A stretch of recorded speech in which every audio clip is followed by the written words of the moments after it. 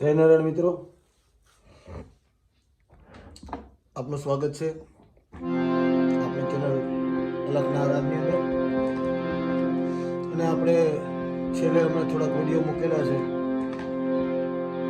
એમાં આપનો પ્રતિસાદ બહુ સારો રહ્યો છે. જે આપણો ગણપતિ વંદનાવાળો વિડીયો છે એની અંદર 1000 કરતાં વધારે વ્યૂઝ આવી ગયા છે.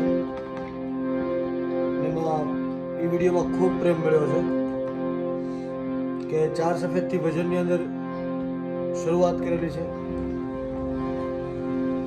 અને એમાં આપણે ગણપતિ વંદના કઈ રીતે કરવી એ બાબતનો આપણે એક સરસ મજાનો વિડીયો બનાવેલો છે. એવી જ રીતે ગણપતિ વંદના પછીના જે ભજનો આવે છે એમાં એક ભજન છે રામદેવ પીર બાપાનું, ભજન વિના મારી ભૂખ નહીં ભાંગે.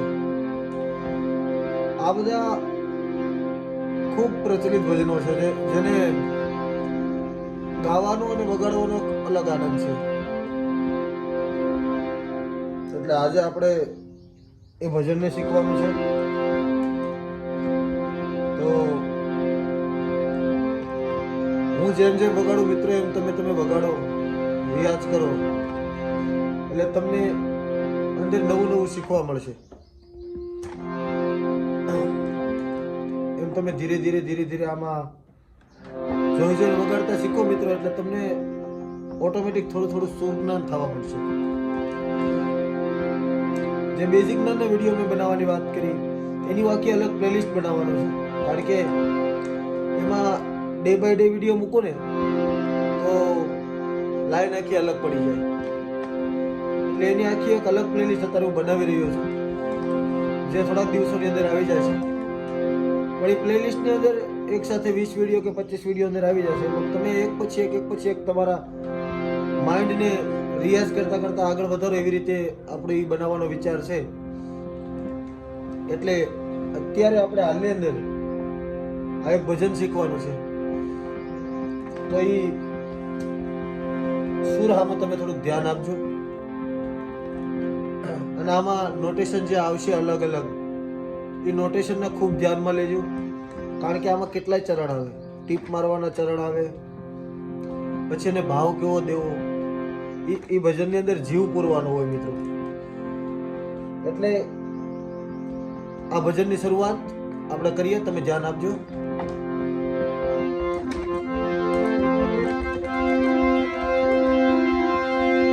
ઉપાડ આ ભજનનો આમાશયથી કરીએ ને તો વધારે મીઠું લાગે. કઈ રીતે? એ ભજન વિના રે મારી ભૂખ નહીં ભાંગે, હા એ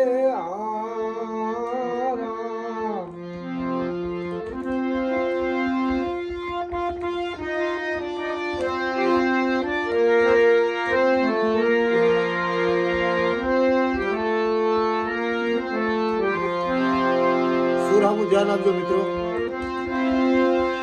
એ ભજન વિના રે મારી ભૂખ નહીં ભાંગે,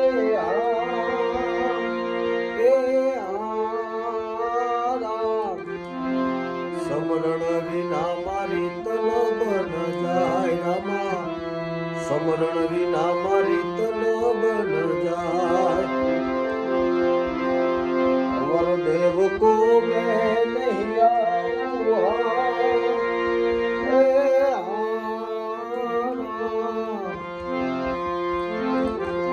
કૃપા કરો ને તમે રણુજા નારાય રામા, કૃપા કરો ને તમે રણુજા નારાય. આ ભજનનું મુખડું પૂરું છે.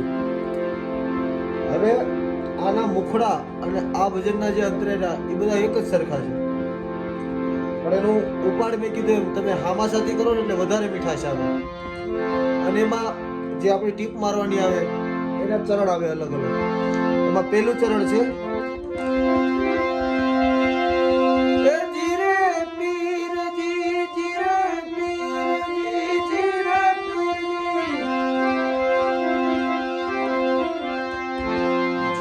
પીરજી પાખ વિના પંખી કેમ ઉડશે આ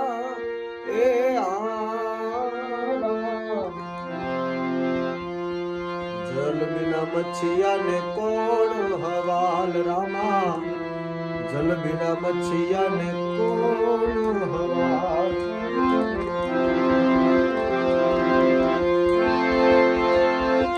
મક્કા મદીના મકરાણા ઘોડા, પછી એની અંદર જે વેરિએશન નાખવાના છે.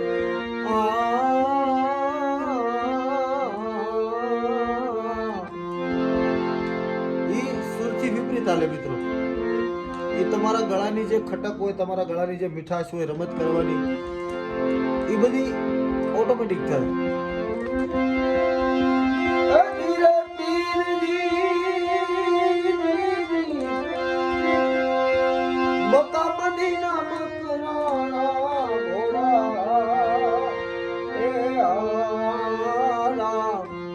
આવંતા में तो दिठाया सवार रामा, आवंता में तो दिठाया सवार. बनी ठनी ने वालो वाटे ने घाटे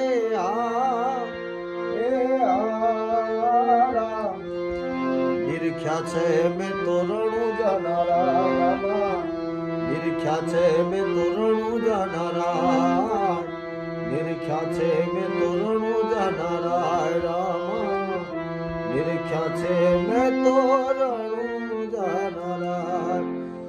તો મિત્રો, જે આ વિડીયોની અંદર જે તમને શીખવાડ્યું છે અત્યારે 4 સફેદ થી આપણે અત્યારે એક આપણો સ્ટાન્ડર્ડ સ્કેલ રાખ્યો છે 4 સફેદ. અહીંથી કોઈ પણ તમે ભજન ગાશો એટલે આ ભજનનો મીઠો સૂર છે.